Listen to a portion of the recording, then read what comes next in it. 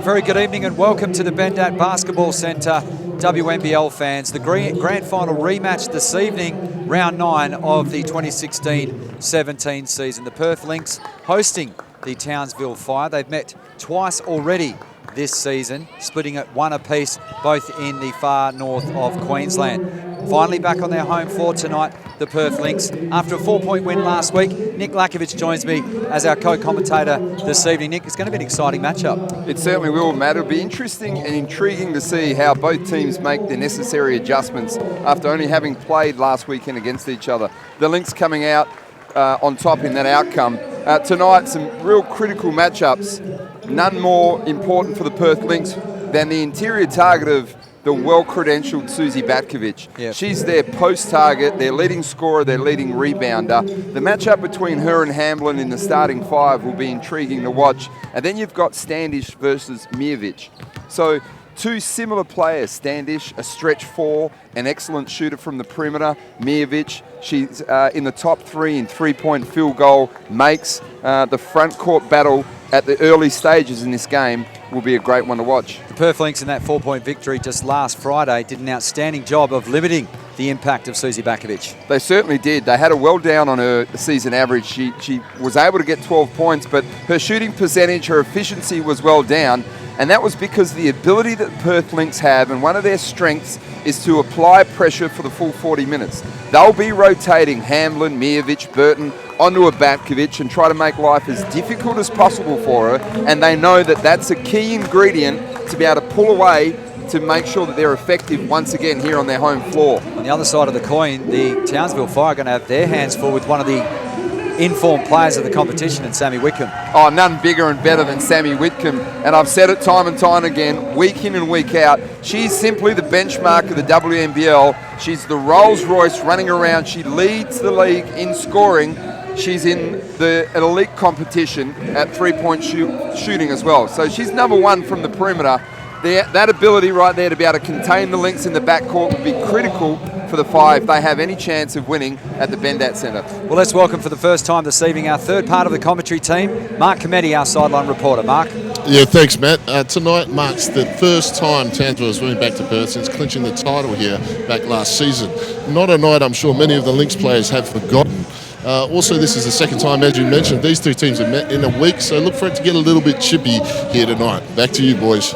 Thanks for that, Mark. We look forward to those battles. Our first look of Brianna Butler out of Syracuse University, the Orangeman, and a noted three-point shooter, Nick, has got the NCAA Division I record all-time for makes in a season, 129 three-point field goals. Yeah, so we know her pedigree and how good it is. It's a matter of how quickly she can integrate into this system that Coach Andy Stewart has created and finding her role and rhythm within it. I'll be excited to see the kind of impact she'll make tonight because there'll be plenty of opportunity for her and the team with a full bench of 10, something they didn't have on the road trip last weekend. Well, the starting five's making their way out onto the floor. The Lynx in the red, black and white trim will be attacking the basket to the right of your screen. In fact, to the left of your screen as Hamblin is setting up. And Carly Mijovic will join her, Sammy Whitcomb, Tessa Levy and Tony Edmondson. An outstanding game last Friday. And have a look at the matchup on Whitcomb earlier. I think it'll be Cloud going to Whitcomb. Her role through the course of the season for the Fire is going to be that defensive stopper. Steve DeConza gets us underway, round 9, and the Lynx control the opening tip. Whitcomb looking to dribble into the paint, was closed down. Mijovic, wide open look at three, was a little to the right, and it drew the iron out of court. So we still await our first score of the ball game. Townsville with possession. Natasha Cloud out of the Terrapins, University of Maryland. The point guard position before she went over to St. Joe's. Inside to Batkovic. 12 to shoot. Finds the cutting player in Murray. She had 18 points last Friday. One they'll need to keep an eye on, Nick. Absolutely, and they stepped Susie Batkovic off the block, stretched out the post defender, and she was able to deliver a nice pass underneath there. Levy from Edmondson. Wide open look at three again. That one rattles out. Almost a travel from Cloud. The referees didn't pick it up. Here comes the Fire looking to build on that 2-point lead. Early stages. Bakovic outside.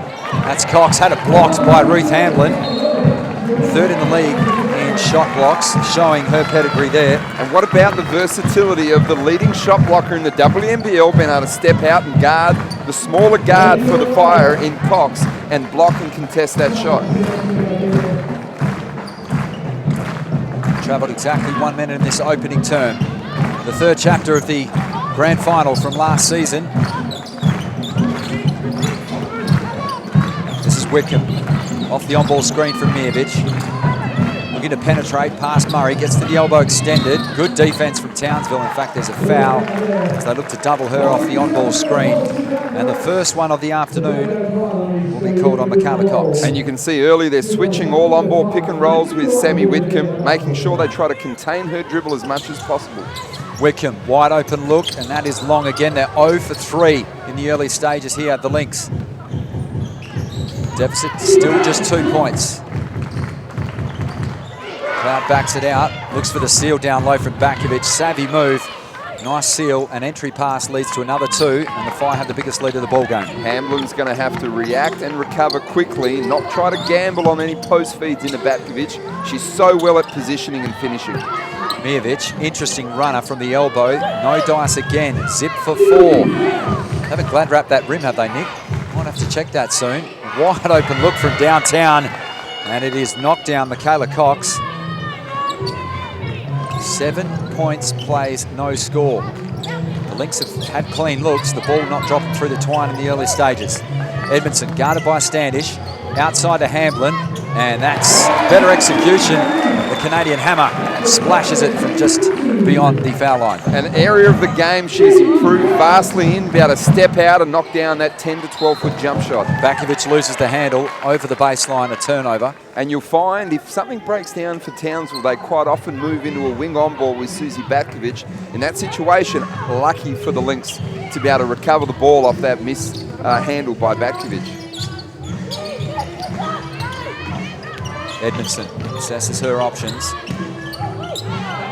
Need to force it down. Great on-ball defense from Standish, and that is a very rare sight in any form of basketball. The 5-second violation when the ball is actually in play, Nick. Outstanding work from Standish. Yeah, they've come here focused, ready to play. You can see the energy and the intensity for the Fire is at a level above where the Lynx have been at the start of this game.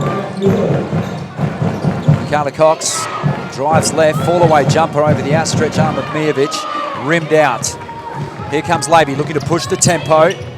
Has to retreat out to Wickham. Back to Levy, they lost sight of her. Wide open look again, it's just not going to be one of those nights. And Bakovic cleaning the glass. That's 4 defensive rebounds in a row right there. The Lynx having no impact on the offensive glass. Cox looks to inflict further pain, was long on the 3. Bakovic, another rebound. She could have double digits in the first term. 6.5 to play. Bakovic playing the point guard role. The awkward leaner with the left hand, no good. Wickham had it slapped from her clutches and out of bounds. And our first look in Perth of Brianna Butler, and Nat Burton checks in also. Andy Stewart, the head coach of the Lynx, ringing in the early changes. Yeah, I'm not surprised by that. The energy level weren't there. Inject Nat Burton. She's going to create some intensity and some athleticism on the defensive end as well as the offensive end for the Lynx here. What can the Lynx muster up? Shooting a very paltry 1 of 6 from the field, and a reaching in foul will be called on Cloud, her first, second team foul for the Fire. And that's the matchup we talked about at the start of the game. Cloud on Whitcomb. She's trying to deny her as much as possible. She can't get caught trying to reach because the ability of Whitcomb putting the ball on the deck is too good, and she will hurt you if she gets that opportunity. Yeah. The observations of Nick Lackovic. And Butler, her first touch of the ball, unfortunately, a turnover, the backcourt violation. And if something that the Lynx aren't accustomed to isn't a high turnover team, in actual fact, the Fire are second in the league in turnovers because they have a new coach, integrating a new system, a couple of new point guards here, but right now the Lynx seem to be the team who look like they're a little disheveled. This is Murray, inside to Bakovic, looking to back down Burton. Goes to the left-hand jump hook. Oh, well done, Standish. Claimed the offensive rebound. Unfortunately for her, lifting the pivot foot upon a return to terra firma. That is a travelling violation. So the Lynx finally catch a break. They trail by 5. We're almost halfway through the opening term. And 2 points only for the Lynx, unlike their usual starts here at the Bendat Centre. Well, Sammy Wickham had 21 in the first term against Bendigo last week, and the foul on Bakovic, that could be crucial, as Mijovic was trying to establish position. Susie not happy with it. So 3 team fouls. The Lynx yet to commit a personal foul in the early stages. Wickham, step back 3 on the way. Nothing but nylon. You could see the focus in her eyes, wanting and needing to get the ball in her hands and wanting to get that shot up. She can sense when the team needs something, and on that occasion, she delivered. Nick, in your opinion, is there anyone better in the WNBL at that step-back jumper? None. Nothing I've ever seen so far that stepped on the shores here of Australia that has that ability like Sammy does. It's rare to see in the National Basketball League as well, to be fair. One of the best, Sammy Wickham. 8 to shoot now for the Fire as Bakovic went up on the tall timber of the Lynx, and Burton or Mijovic, they'll raffle that foul, and it'll go on Carly Mijovic, her first. And if we get a look at the replay on this, Bakovic, you can see lifting into that wing on-ball pick and roll as we discussed earlier on. She decided to slip it on that occasion, was able to get the little drop-down pass and try to get herself to the free throw line by finishing strong and making body contact against the defense of the Lynx. Lynx making some changes. Hamblin, Burton, Butler, Edmondson and Wickham on the floor currently. Bakovic's first is good. Now, limiting Batkovic's touches is critical. We talked about that earlier. The other big thing you've got to do is keep her off the foul line. And if she does get there a lot of times, it allows the Fire to be able to set up this containment 1-2-2, and they fall back into a 2-3 zone and slow the Lynx down. Bakovic, an 80% foul shooter at that as well. Butler, could you keep the ball alive? She can't. Cox coming the other way, over to Cloud. She retreats into the corner. Skip pass to Murray. They swing it around the horn, out towards the short corner, and another travelling violation. So a few creaks in the armour of Townsville. They've given away a few needless turnovers early stages of this ball game. And I mentioned it earlier, they are second in the competition in turnovers, so it'll be an area where they can't cough the ball up against a team like the Lynx, because they'll hurt you down the other end, particularly if it happens in transition. This is Brianna Butler to Wickham. Mijovic at the elbow. Didn't like the look of the wide open jumper. Puts it on the floor, draws the foul. Would have been a continuation. It didn't drop. She'll go to the charity stripe to shoot 2. And again, a part of what Mijovic, as you can see on this replay, has now added to her game. The face up, square, one dribble, pull up, leaning off the opposite foot and being able to get herself to the free throw line. A critical part to her game.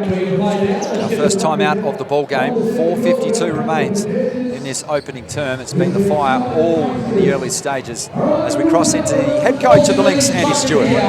We've got one pass knocked off and another one almost knocked off. You're going to have to run, grab hold of the ball, put it in the bucket. We pass to the outside hand and we get open. And we move to get open. We don't play inside ourselves. I wonder how much work I should do right now inside this game. No, we just work and then we get rotated. Right? So we're in stage. Change it into that corner, get Sam up, they might do it. 15 seconds gone. Look at this, the action is real good. Speedy stuff. Back into the post. No one is stealing anything. 5, 4, 3, 2, 1. Catch the balls in here. We got that? You count the balls there for me? Yep, get the ball to this side, get to that side, come off them in the 3. 8 for you. The thoughts there of the head coach of the Perth Lynx, Andy Stewart. Just trying to gather the troops together and, emphasise their effectiveness in offense is their ability to be able to move both the body and the ball. They are great at being able to penetrate, move the ball, find open shooters and attack closeouts. Now, you'll find the Townsville Fire do things a lot differently to what any other WNBL team does. They basically play what you call almost like a pack line defense. And in that strategy, Matt, they try to push the help to the middle of the floor, not to the standard baseline. So everything now is to the middle and try to congest the inside. And at the moment, it seems to be working for them.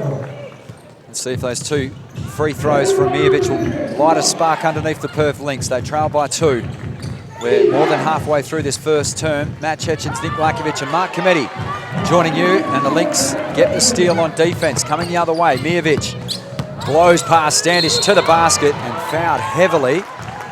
And one of the Fire players are down holding their face. I can't quite catch the number. Let's hope she's okay. Looks to be Mia Murray. And could have possibly been a little bit of friendly fire. Standish laid the heavy foul on Mijovic, making her earn it at the foul line. You're entitled to do that, Nick, but then Murray copping a bit of friendly fire. Yeah, and a great pull-through move there by Mijovic, being able to put the ball on the deck, read the defense, no weak side help, and again, that's not where the weak side help comes from for the Fire. Off the baseline, it's not going to be there, so they need to attack the baseline as much as possible. 4 from 4 in this first term at the charity stripe for Mijovic. Tied ball game. First time we've had that since the very opening tip, as Edmondson was trying to keep Murray in front of her and used her hands rather than her feet to get into position. And Matt, I'm not sure if you saw, but on that last possession as they came down on defensive transition, you saw the step-up screen from Susie Batkovic on Sammy Whitcomb, just to let her know that if you're going to pressure the ball that much, get used to maybe having a check over your shoulder, because you're going to run into a bit of a brick wall there from Batkovic. Murray off the screen, couldn't hit the spot-up jumper and out of court.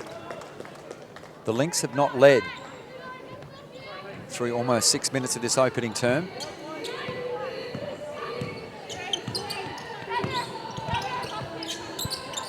This is Butler. Wickham going to shake and bake there. Inside the paint, drew contact, will go to the line shooting 2.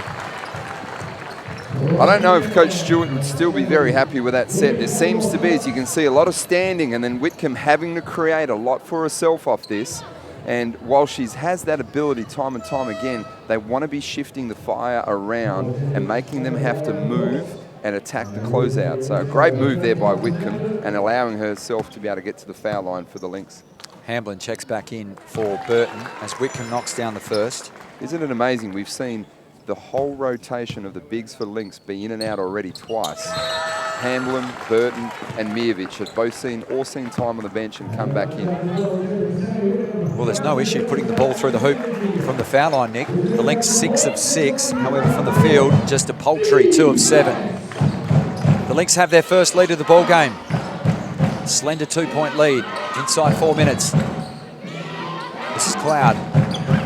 Skip pass over into the corner and slapped out of court. Amy Kane with the ball. Well done, Brianna Butler, making her presence felt on the defensive end of the floor. Big possession off the baseline here with 2 seconds on the shot clock.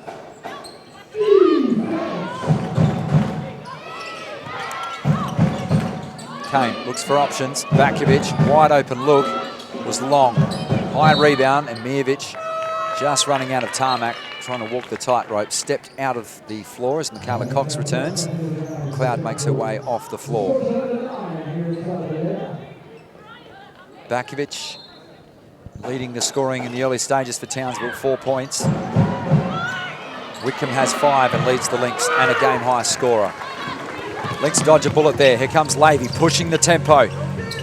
Lovely pass inside to Hamlin. Great seal and a lovely finish with the left hand. A great job there by pushing the tempo by Lavey and recognising the mismatch underneath right there for Hamlin to be able to finish. Good pass, even better finish. The Lynx starting to click on offense now. Batkovic, similar to position where she last shot. Same result. Garvin went upstairs, claimed the offensive board. Batkovic back outside to Cox. She's already hit 1. That one was halfway down. Well done, Batkovic. Another board. Almost doing a tour of the Bendat Basketball Centre. This basket waved off for the offensive foul. Clear out. But Matt, this is the danger sign for the Lynx here. And I know Coach Stewart would have been emphasising to make sure they win the battle on the glass. One of the things that Darcy Garvin is elite at for this Fire team is on the offensive rebounding. She's a forward who's athletic, loves to be able to catch and go, and attacks the offensive glass really, really well. On that occasion, the Fire are able to get 3 offensive rebounds. Claudia Brassard not happy, right in the ear of Peter Horton, who's one of our trusty officials this evening, all WA team, along with the DeConza boys, Steve and Adrian. Here's Keisha Lee, missed the last road trip due to illness. Great to see her back onto the floor. Lavey, 12 to shoot now for the Lynx. Lavey lost the handle under not much pressure. Burton back to Lavey, only 6 to shoot now. Hamblin guarded by Garvin. They bring the double team. 3-second violation is the call. Great defensive stop there for the Fire. That was a great little ducking move there by Hamblin. Unfortunately, she just lost the handle on that occasion. A little bit harshly done by. Looked like there was a bit of contact before. There should have been a 3-second call. Here's this patented full court pressure from Levy, and may have got away with a backcourt violation. Wickham, one-on-one with Kame. She's going to call her own number. It was short. It looked good out of the hand. Just kissed the front of the iron. 4 points is the biggest lead for the Lynx. They did trail by 7 without scoring the early stages if you've just joined us. We approach 2 minutes. This is Amy Kame to the elbow. Out to Garvin, former Rockingham Flame here in the WSBL. They swing it around to Cox, hits her second 3 of the ball game. Yeah, and she has that ability as a catch-and-shoot player to be a very stable shooter from the perimeter. They're going to have to close out hard on her. Wickham, exceptionally quick first step to the cutting Hamblin, put the ball on the floor. That allowed Kame to come in. Here she comes the other way now. Guarded by Wickham. Kane very able on that occasion on the defense. Beautifully done, Nick. This is Mia Murray in the corner. Coming off 18 points last week against the Lynx. To Lackovic, putting the ball on the floor. The blocking foul called on Nat Burton. That would have been a big offensive foul if that was called. Yeah, but it's one of those things you can see. Susie Batkovic, left-hander, and guess where she loves to go? Left. And when she goes left, she likes to go left again. Yep. So one of the areas that she'll go left 80 to 90% of the time. She's capable of going right, and they're going to have to try to keep her out of her strength in that occasion. And again, sending her to the foul line is the danger zone for the Perth Lynx. Lackovic connects on the first. A very capable free throw shooter throughout her career, 80% this year. 4-time WNBL champion, 4-time WNBL MVP, gets the shooter's role. One of the things that Batkovic is so good at is knowing how to absorb contact, get herself to the foul line, and also she's excellent at rebounding her own misses. So the defense of the Lynx are going to have to lock in. Every time she shoots it, they have to assume it's a miss and put a body on it. Good closeout from Standish on Wickham, not giving her any airspace. That's a poor pass from Mijovic. Standish was up, much like a defensive back in the NFL, picked off the pass. Standish swings it around to Kame. Looks for that entry pass into Standish. Too high for her. Out of court, another turnover for Townsville. As we see the return of Tony Edmondson. Keisha Lee makes her way off the floor. Must be a sigh of relief for Andy Stewart having 10 fit bodies on the floor. Oh, it'll be such a relief for him to be able to come back to home in what has been the house of highlights for them in the past weeks, to have a full squad to be able to rotate. 2+1, Tony Edmondson driving baseline and finishing with the wrong hand on the left-hand side of the basket. The right hand. Juniors are taught to finish with their left, but needless to say, it is effective. The strength, of Edmondson, Matt, to be able to put the ball on the deck. She sees the mismatch. Darcy Garvin, whilst a quick athletic forward, just wasn't able to get herself lower enough to be able to contain Edmondson on the perimeter, and she's known as someone who likes to get to the rim. The old way to make 3 for Tony Edmondson. 2 points that margin now, and gets the pick off. Coming back the other way with Garvin. Too much wheels, but the ball spilled off the rim. Mijovic, credit to her, didn't give up on the play. Left-hand layup was too strong. So Garvin breathes a sigh of relief, as does the Townsville bench. Potentially 2 possessions remaining in this opening round 9 term. 16 seconds the differential. Standish working off that high screen from Garvin. Outside to Cox. Garvin, wide open look. That was an air ball. She knocked down 9 at the Perth Arena just last night in the NBL during a quarter-time break. Oh, Wickham break the ankles there of Amy Kame. Put her on roller skates. She's got a wry smile. But here's the thing that works so well and why Nat Burton is so valuable to this team. She allows Whitcomb to have the freedom to put that shot up because she's going to throw her body at the offensive glass. And because of that, the Fire now pick up a foul, and it's the Lynx ball from the baseline in this occasion. An excellent job on hustle, intensity and effort by Nat Burton. And a good job the Perth Lynx have done drawing those fouls in this first term, because the Fire now over the limit. So the Lynx have not missed from the charity stripe, 7 of 7 through the first term. Hope I haven't put the mocker on Nat Burton, 55% foul line shooter. Right on cue. Well done, Matt. Spills off the rim. Attended the University of West Virginia from 2008 to 12. The Mountaineers. It's Jerry West's old school, the logo. 1 of 2 Sticks to her season stats, rather. Shot clock switched off. Here comes Cloud. Levy copped the heavy screen in the backcourt. Murray got a clean look. Off the rim. Can Cloud get it off? She does. Oh, that would have counted. Off the back of the iron. The first term in the books. Round 9 of the WNBL season for 2016-17. And the Lynx, after falling behind by 7 points in the early stages of the term, find themselves with a 3-point lead. Yeah, Matt, as you just mentioned, after a slow start, a little bit of carelessness on both ends of the floor, they were able to stabilise themselves, control the tempo of this game, and take advantage of it down the other end of the floor. I felt the Fire came out and showed great energy to start the game. Michaela Cox, the game high scorer through the first term, 6 points. And who else but Sammy Whitcomb leading the way for the Perth Lynx. She has 5. Let's head into the team huddle of the Townsville Fire. Just defensively, no more free throws, all right? We're just giving them easy baskets. You've got to keep your hands out. Don't need to block shots. Just move your feet. Be there on split line for your teammates. Right, be there. Let's deny that ball reversal, make it work. All right, we're trying to ball this out, okay? Know what we're doing on the ball screen. Down this end here, let's show some poise, okay? You're looking to run early, deep seals. If it's not on, you got to get first slide, second slide against that south. And like she said, they're pushing us back right now. Get on your front foot, attack them. They're going to put their hands on us too. Yeah, push up, get some hand checking down.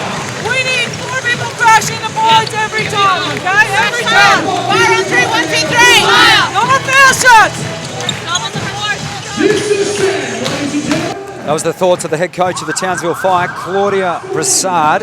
3 years, the assistant there at the Townsville Fire, becomes the first former Townsville Fire player to be the head coach.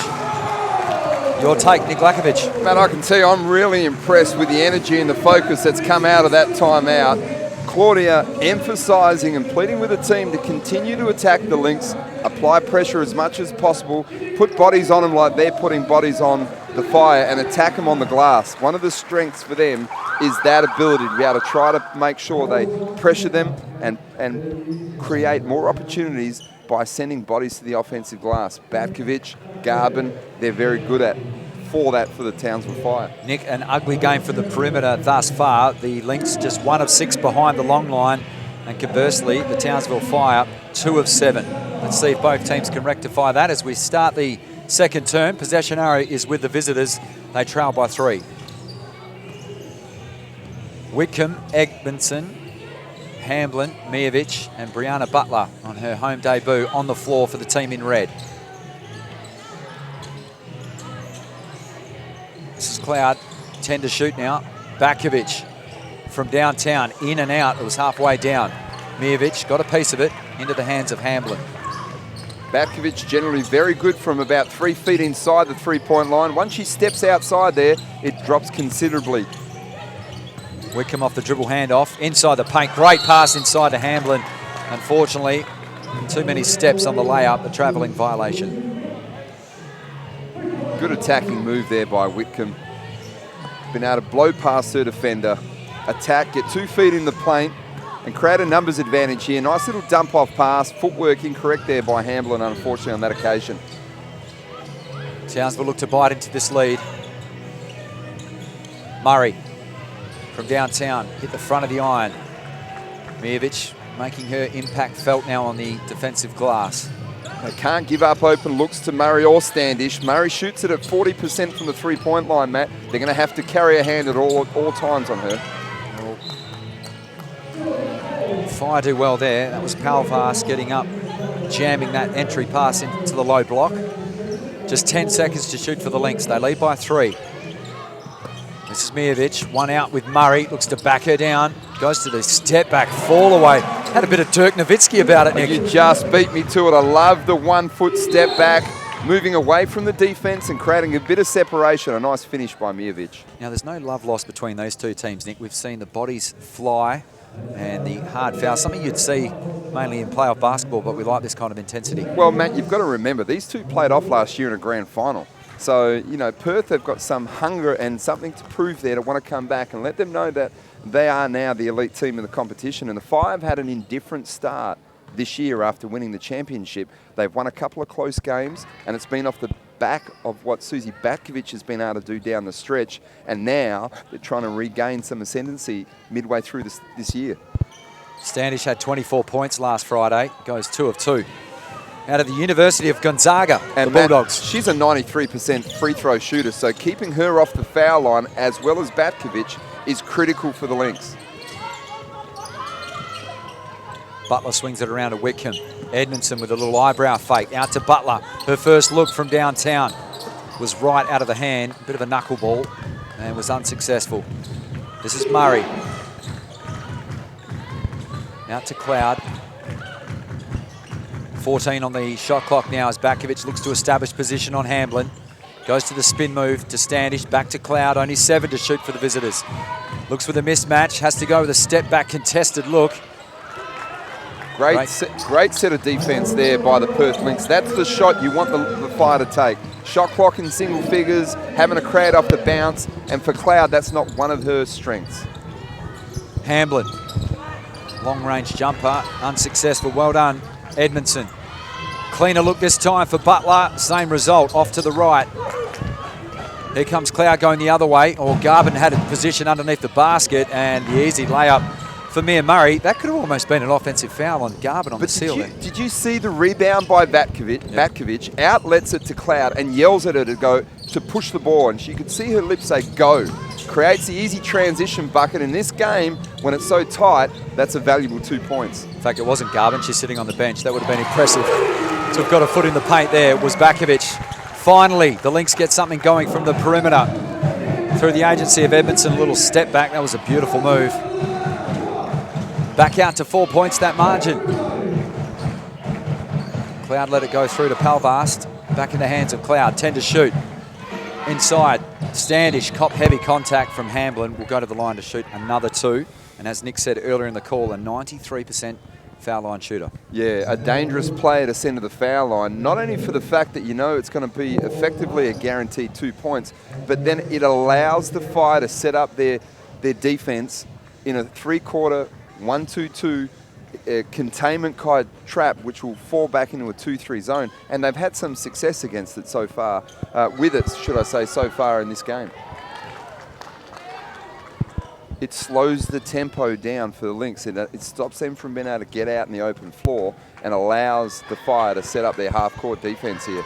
You look for the extended containment pressure here now, Matt. 22 plays 20. Matt Cecins, Nick Lackovic and Mark Cometti bringing you all the action from the Bendat Basketball Centre. And that's the danger. If you don't close out and find the perimeter threats, and none bigger than Whitcomb, she will punish you from the perimeter. And now the pressure in the front court results in another turnover. The lock and load there from Whitcomb, splashing the 3. Let's hope she gets going there. The Fire calling a timeout. They're facing their biggest lead of the ball game. And a very good timeout by the coach of the Fire here, understanding the ability of the Lynx to be able to rack up numbers quickly. We're going to head straight into the Townsville Fire huddle. Okay, I want to go boxing line. You're on Sammy, okay? Frustrate the shit out of her. Don't foul her. Frustrate her, okay? Boxing line. Okay? Same group here, okay? So, just make sure you guys lock down on the ball. Okay, great job running the floor. Great job running the floor. I want to go thumbs looking for the strong side. Okay, that's you. They're 3-quarter fronting or fronting. Boys, let me reverse feel and reverse feel. Same as Kayla, get a triangle. Then they'll stop doing it. Hey, they have that young girl who's 25 here, like those. Yeah, strong, right on. Whoever she's defending. Okay, whoever she's defending. Fire on 3, 1, 2, 3. Fire! Let's just elaborate on Susie Batkovic's point there about the 3-quarter fronting. Yeah, something that they're recognising what the Lynx are doing defensively, and they're trying to establish what they said like a triangle to make sure they get some high-low action potentially and catch the defender who's fronting the low post player on the wrong side of the defence. The other thing you're probably going to see right now, and I caught a glimpse of it in that timeout, is the fact that they're going to change the defence up against the Lynx. Don't be surprised to see what I thought was what Coach Brichard talked about, a boxing one on Sammy Whitcomb. Try to limit her effectiveness now here, especially after she's just got hot, hitting her first 3-pointer. And is now the game high scorer with 8 points in the contest. There you go. Looking to set up. They deny her on the top side to Edmondson. Gets past Murray, was closed down by Bakovic, skips it out to Levy. Over to Ashley Grant, puts the ball on the deck to the basket. The youngster gets the contested two. Fantastic work from the youngster out of the Women's State Basketball League program here of Lakeside. He's a development player last year for the Lynx. Seeing a young player with such confidence going to the basket, Nick. Oh, fantastic move. As soon as she steps on the floor, having the confidence to be able to put it on the floor, get past her defender and finish at the rim. Nice move there by Grant, and a breakdown here defensively by the Lynx. As the reaching in foul called on Tony Edmondson puts Mia Murray on the charity stripe. 73% foul line shooter this year. Two-time WNBL champ, all with a Fire. Started with the AIS, then to Adelaide in Townsville. 2 years ago, the WNBL Grand Final MVP. Miovic back onto the floor. Burton makes way. So she joins Tony Edmondson, Sammy Whitcomb, Ash Grant, and Tessa Levy. This is Tony Edmondson, tall fern. Retreat dribbles out to Whitcomb, looking to operate on Murray. They switch the screen. Hesitation dribble from Sammy, over to Edmondson. 9 to shoot. Ash Grant, there's confidence for you. A three-point field goal attempt, no good. Murray claims the defensive board. Here come the Fire. Palvast out to Bakovic. Outside to Cloud, looks to bounce it inside to Murray.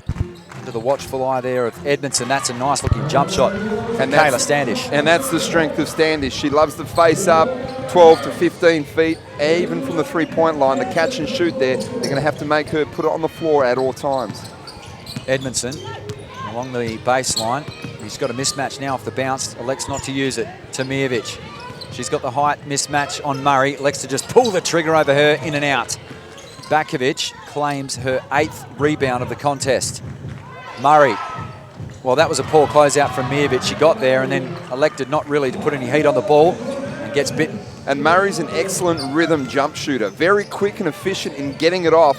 They're going to have to make sure, like they do with Standish, take away that easy catch and shoot for her, make them have to create off the bounce. Palvast, the block shot from Whitcomb and out of bounds. Hamblin awaiting to check in, as is another former tall fern in Michaela Cox, makes her way back onto the floor. Nice bit of defensive work there from the Fire defender. Knotted up. Wouldn't expect anything less. Repeat of last year's grand final. Bounce pass into Butler. She's still yet to score. Can she go to the fall away? No, it was too strong. Off hands.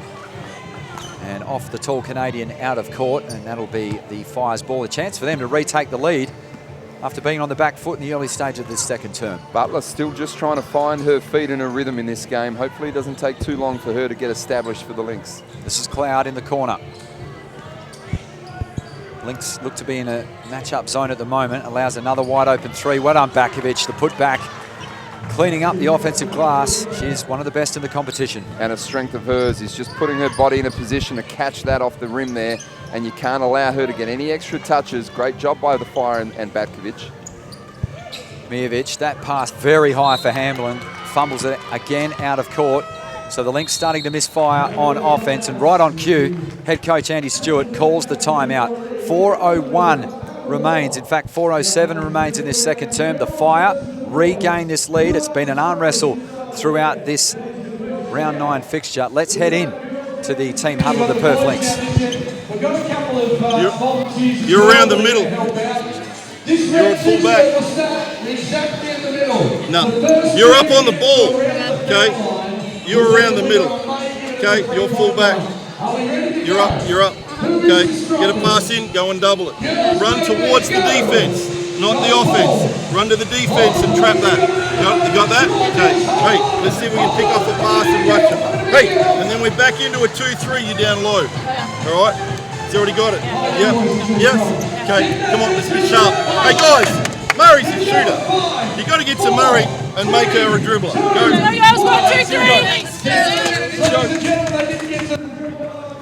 Great timeout there by Coach Stewart.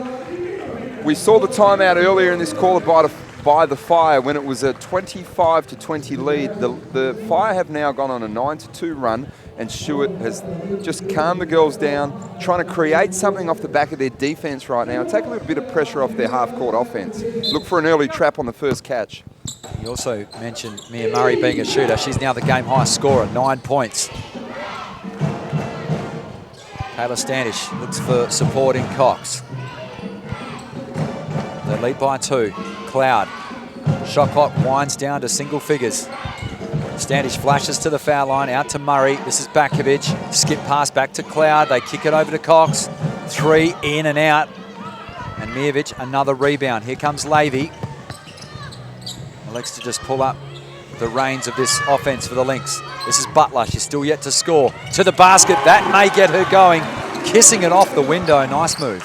Well done by Butler. Saw the opportunity, put her head down, went past the defensive Standish and kissed it off the window for 2. And now she's got the ball on the other end of the floor. Looks to push. Kicks out to the trail of Levy. Straight in the middle of the paint. Lovely feed inside from Levy to Hamblin. And another great finish. Fantastic pass from Levy. A cool head finding the Canadian hammer low under the basket. Lynx retake the lead. Cox. Over to the foul line extended. Bakovic, no dice for her. Oh, Mijovic dramatically swats the ball away. Can the Lynx extend their lead? Here comes Butler. Interesting looking pass inside to Hamblin, getting down and doing the dirty work. A jump ball. Possession areas with the Lynx, so they'll get a reset in their half court. And this is the best that Butler has looked since she stepped on the floor in the 2 games that she's played so far. Encouraging signs for the Lynx. You can see the confidence growing every possession right now for Butler. Has the hustle of Hamblin, and the Fire looking like seagulls on the last chip. Coming in from all angles. Butler bounces it into Hamblin. Pass fake up on Bakovic. She's been doing that for years, and Hamblin learns that the hard way. Well, the Fire can level with a 2, take the lead with a 3. 2.5 to play in this second term. It's been an enthralling contest despite the low field goal percentage from both teams. Murray, oh, that nutmeg Bakovic straight between the legs. Gets it back, goes to the fall away. Classy move. Good call, Matt. That's exactly what that is. Bakovic is an experienced player, a savvy veteran, understands clock time and score. In that situation, a nice little finish with a fadeaway jumper. Butler bounced it off her ankle. Here comes Murray. Oh, well done, Butler. Didn't give up on the play. Standish travelled. 2 to 3 step jump stop results in the turnover as Nat Burton and Tony Edmondson make their way back onto the floor, and Ruth Hamblin and Butler make way. And Butler noticeably making the impact, as you said earlier, Nick. Yeah, absolutely, and earning a well-respected, well-earned rest here, and having an impact in that last 2 to 3 minutes on the floor for the Lynx. This is an intriguing game. High intensity. You can see the level of competitiveness between these 2 teams, which is carried over from last year's grand final. The Opals point guard Levy over to the tall Fern at Edmondson, and wrestling off the ball is going to be on the Townsville Fire, and it's called on Natasha Cloud. She got in a tangle with Mijovic. They're not in foul trouble like they were in the first term. But I like the nature of what the Fire are doing here. They're actually playing the Lynx as physical as I've seen any team play right now.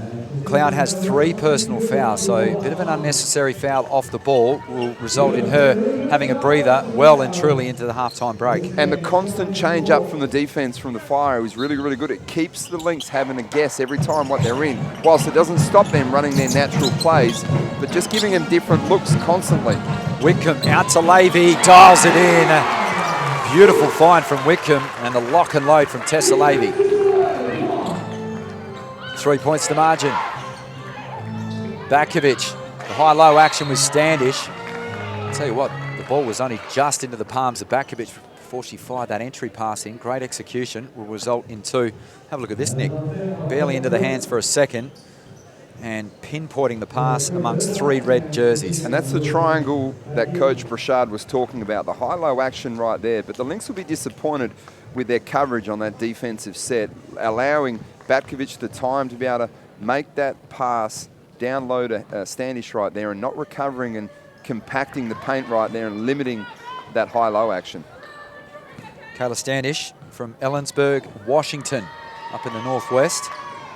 Well, that's a rare sight. She only missed 2 foul shots coming into this game from 27 attempts. A bit like a solar eclipse, folks. Won't see that very often. Here comes Mijovic. Outside to Edmondson now as we approach half-time. 2 points to margin in favour of the home team, the Lynx. Wickham Only 8 to operate, draws the foul. That'll be only the second team foul for the Townsville Fire. They've had a much cleaner term. Amy Kame registering the personal foul on this occasion. Great job in moving the ball from one side to the other. Whitcomb coming out of the corner, looking for a dribble handoff right there with Hamblin, and really attacking the defense of the Fire and making them accountable laterally. Lackovic, Nick, just needs 1 rebound to register a double-double before half-time, and another foul on the on-ball situation. Michaela Cox has to pick herself up off the floor. She is the culprit and has been called for the personal foul. That's her third as well. So 2 of the ball handlers for the Townsville Fire, Nick, crucially, in a bit of foul trouble. And that's going to result in Hayley Andrews, one of the youngsters, year 11 at Townsville State High School. Hayley Andrews, only 1 point for the season this year from the foul line, 1 of 2. We'll see how she goes. How she adapts to the pressure of the backcourt of the Lynx, no doubt. They will put her under extreme pressure here if they get a sniff. Yeah, the Sharks will smell blood in the water, that is for sure. Here's Murray. Over to Garvin. Now in the hands of Amy Kame. Down to Standish. Little jab step fake. Again, they go diving on the loose ball. They've done that for a few years in the WSBL over the last few years. Tony Edmondson of the Perry Lakes Hawks and Darcy Garvin of the Flames. And the Fire call a timeout. We're inside 50 seconds remaining of this second term. The Lynx out by 4. And we are going to head on over towards the huddle of the home team, the Perth Lynx. No, you look a little similar, but sort of, maybe not. All right, what you've got to do, guys, is you've got to run from the baseline to half. Excellent. Then, of course, Excellent. They've only got 7 seconds. They got the ball here. Okay, right. We are zoned to match up. They've already got it? Straight away. 1 pass, and we're in match up. So you set up the zone. Hey, expect a back screen here for their flash into there. Talk it early, stay with it. Do not foul them late in the clock. All right? Don't foul them late in the clock. Just stay in the front and make them hit the shot. Pretty self-explanatory there. Andy Stewart calling for the zone. Yeah, Matt, I just love the elite minds and the war games of coaching styles right here between 2 good quality coaches and recognising the strengths and weaknesses of both teams. You know, keeping the Fire guessing here, showing a zone, and it'll go straight into a matchup off the first pass. 7 seconds on the shot clock, trying to make it a tough shot and not fouling at the end of here. Great time out there. Well executed defensive strategy. There's Garvin, back to the 16-year-old Andrews. Dribbles into the paint, 24-second shot clock violation. Great work defensively from the Lynx. 41.5 ticks of the clock before the main break. And that's a critical possession with 41 seconds to go, and it's a 4-point margin. They can get an extra 2 possessions here, the Lynx. Yeah, very good point, Nick. And the Lynx, their biggest lead has only been 5 points. So we'll see if they can get this momentum crucially heading into half-time. Here's Hamblin, mismatch with Murray. Oh, wow. The layup was too strong. Felt she got a bit of contact on that one and wasn't able to get the foul and unable to finish as well. Exactly 1 second differential between the game and shot clock. Will Townsville hold for the last? This is Andrews. Into the paint. Turned it over to Edmondson. 10 seconds now to go. Here comes Edmondson into the front court. Got closed down by Garvin to Levy, to Mijovic for 3. Swishes that, and a bit of momentum as Murray heaves one from 3-quarter court. What a way to finish the third term. Carly Mijovic, have a look at this. Edmondson, the cool head, spotting Levy, the skip pass over to Mijovic. Clean look for 3. What a way to go in to the main break. Man, that's a critical possession in the context of the game right here. A much-needed boost for the Lynx going into half. Mark Cometti has got Carly Mijovic right on cue. First off, good half there. Obviously, you guys struggled to get back in it a little bit towards the start of the game. How'd you feel? You seemed to have a bit of trouble keeping him off the boards. How are we going there? I think we're contesting it. We just need to get 2 hands to it and get those boards. That's been a major focus of ours, getting after like loose balls and getting on all the boards. So I think we're definitely improving, and we just need to keep doing that going forward. And what did you like from your team with that in that first half? I think just the fight. We're getting after it, and they made that run, but we stayed with it, and now we're up. So that's really good coming into the second half. Did you feel you're still getting good shots even though you weren't making them in the first quarter? Yeah, I think they're really sticking like on me and Sammy, but the girls are doing a really good job. We're like moving in offense, so it's getting us open and the shots are going to drop. No worries. Well, best of luck for the second half. Get in there and get some rest, get some fluids. Good luck. Thank you. Thanks to Mark Cometti, our sideline reporter, and Carly Miovic, right on the stroke of half-time, knocking down that triple. Nick, some interesting numbers. The Lynx, after struggling from the field early on, now up to 40% from the field. Better execution. A lot better execution. They just took their time to be able to make some better reads in the half court, and the changing defense of the Fire was the one thing that kept the Lynx on their toes. They showed a number of different looks from their extended full court back to a zone into a box and one on Whitcomb. As you just heard Carly say, they're really trying to deny their touches for the perimeter girls in Miovic and Whitcomb.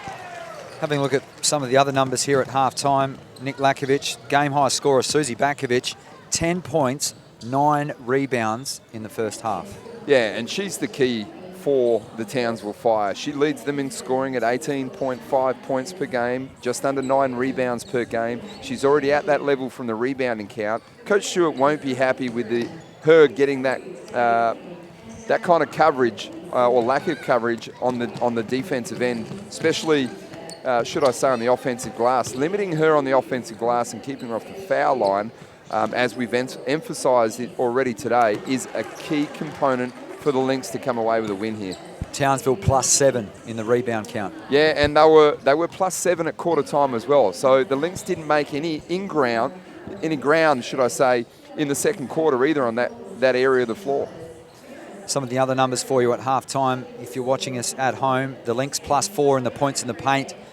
Second chance points virtually non-existent.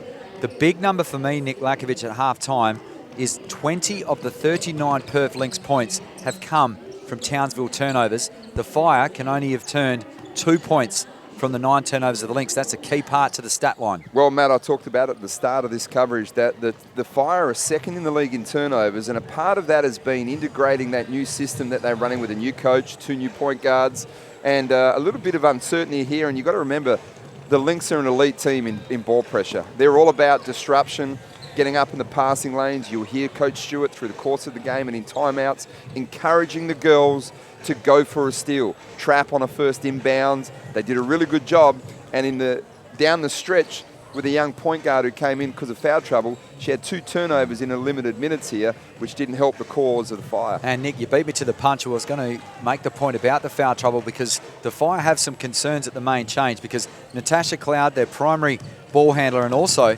Michaela Cox, both had to check out of that game late in the second half with 3 personal fouls. On the other side of the coin, the Perth Lynx, only one player in foul trouble is Nat Burton with 3 personal fouls. Yeah, so that's a huge plus for the Lynx in that area of the floor. The fact that they can apply pressure and adapt and not get into any foul trouble allows them to continue to apply that pressure. The second half, it's going to be interesting to see how much pressure they can apply with those girls in foul trouble. And if they pick up one quick foul here, it changes the complexity of what they're doing defensively. So you might see on that occasion that the Fire then may have to come back, change up their defense, look to be more of a containment team, maybe show some more passages of zone defense, and that in turn can change the context of the game for the Fire and the Lynx. Nick, a rare sight in the fact that the Lynx have shared their scoring around in the first half. 9 points to Whitcomb, 8 points to Miovic as well, and 8 to Hamlin. So they're spreading that scoring load around. Absolutely, and they have to continue to get contributions from the interior targets. We know what Miovic is capable of doing. Whitcomb, Levy's hit and connected from the perimeter on a couple of occasions. Edmondson's terrific about putting the ball on the floor and creating those opportunities for the perimeter girls. But Hamlin, Burton, and even Miovic on the interior need to present really, really big and strong and continue to apply the pressure for a girl like Standish and Batkovic to have to defend them and wear them down defensively on that side of the floor. So that'll be something that Coach Stewart will continue to emphasise by applying pressure to the defensive end of the floor of the Fire, and particularly those players. Nick, who's going to have the legs to see out the final concluding parts of this game? Mate, that's a great question, and I'll tell you, that's what the Lynx have been great at. They've been elite at being able to apply this pressure for extended periods. They ran out of gas last time at home here against the Bendigo Spirit. They were short-handed on the road with only suiting up 8 players and playing 7. Their rotations are getting better, having Brianna Butler back here now, and you can see her starting to get a little bit more comfortable on the floor out there. It's going to be, oh, I've just picked up a turnover from the half-court entertainment here, Matt. We had to get a touch on the ball. I think the Lynx should have the momentum here with a 7-point lead and the energy of the home crowd here in what we call the House of Highlights at the Bendat Centre. Nick, I'm sure the viewers will agree. You were wide open there. You probably should have taken that jump shot. Time for us to take a very quick breather. The second half due to get underway in around 5.5 minutes' time. I think in the meantime, we'll have a look at some highlights of the previous home game here against the Bendigo Spirit.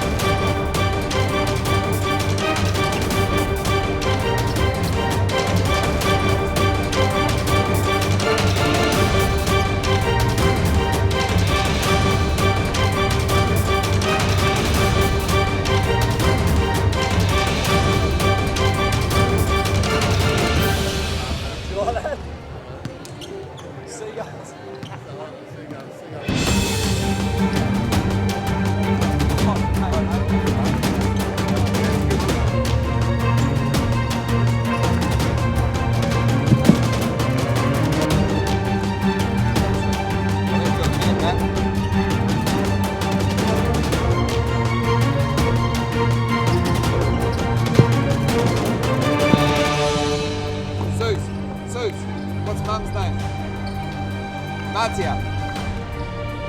Mary. Give her a shout out there.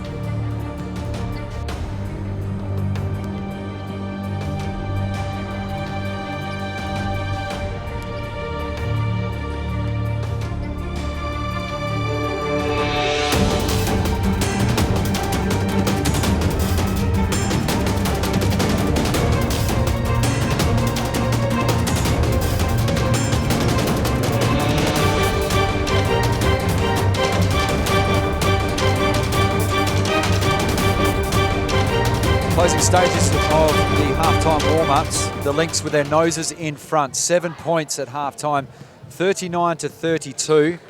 scrappy opening first two terms of the grand final rematch. Matt Cecins and Nick Lackovic bringing you all the action. Our sideline reporter this evening on Lynx TV, Mark Cometti. We look forward to his input throughout the second half. Nick, some of the numbers that are jumping off the page at you right now. Well, I don't know about jumping off the page, Matt, but they've got to be pretty happy, the Fire, with the job they've done on Sammy Whitcomb. She leads the WNBL in scoring. Up to half-time, they've kept her to 8 points and only 2 of 6 shooting from the field. So down on her volume numbers, and Carly Mijevic's 3 to finish the half then was her 500th point for the Perth Lynx tonight. So that's a good milestone. But the rebound count would be a concern for Coach Stewart. I know it's one of the KPIs he likes to win and stay on top of, but also the ability to be able to force turnovers is what the Lynx have been elite at, and they've done that once again in this game up until the first half. 12 turnovers by the Fire. If they can continue to force them into more turnovers, they're going to come away with another home win. Just to clarify, Mijevic 500 points with the Lynx in her career. Yeah. Not just tonight. It'd be an impressive effort. Sorry, in her career. We're almost set to go. Possession arrows with the home team. Can the Lynx get a bit more breathing space? The Fire are below 500, 5-6 their record. And not a good start. Travelling violation on Hamlin. She's had a few of those this evening. So Townsville, first chance to draw blood in this third term. They trail by 7. Lackovic, the game high scorer. She has 10 to half-time, 9 rebounds as well. This is Standish. Dribble handoff now to Cloud. She has 3 personal fouls, just reminding you. To Murray. Off to Standish, that flash to the elbow. Out to Lackovic. Only got 3 to shoot now, 2. Can they get it off? Cloud resorts to the fall away, and it was no good. Out of bounds, Lynx ball. And Andy Stewart, looking much like the kid with his hand caught in the cookie jar, raising him to the heavens. Getting close in on the action, Andy. Here comes Lavey now. Still waiting on our first score of this second term. Third term, rather. This is Whitcomb. Lovely hesitation, crossover dribble. Couldn't get the finish. Well done, Hamlin. And the putback good. You know Sammy's going to want to try to get herself going early in this third quarter. She'll be fully aware that she's only had 6 shot attempts up until half-time with 8 points. Not that it's a concern for her, but that aggressive nature and mindset, which is a part of her game naturally, she'll want to try to bring out to the forefront in third quarter here. Cloud did a great job of actually setting the screen on Hamlin to allow that play to happen. If we get a look at this replay, talk about David v. Goliath as far as the screen goes. And we just missed it, but one of the smaller players, and Hamlin was down. She looks to be okay, holding the back of her head. So Lackovic a chance for the old-fashioned 3-point play. She's up to 12 points. Make that 12 still. A rare miss for her, an 80% plus foul shooter. 7 points the margin.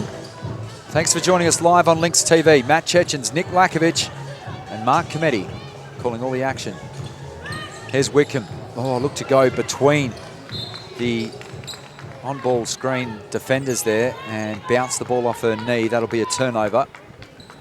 Yeah, she tried to split the defense there in the coverage. You can see they're switching and even sometimes hard showing. They may even mix up their coverage on Sammy and double her and blitz her off on balls. On that occasion, resulted in a turnover. So Lackovic puts the ball on the floor. Cox outside to Murray and Edmondson. That's a little stiff. I thought that was good defense. But that's the ability of what Murray has. We know that she's an excellent rhythm shooter right there. So the hard closeout, Murray reads the defense well, puts it on the floor, and is able to initiate some contact and draw the foul there against the Lynx and Edmondson. Not even 2 minutes played and already 2 team fouls for the Lynx. Nat Burton on the pine with 3. The only real foul trouble. Lady with the ball in her hand right now has 3 for the visitors.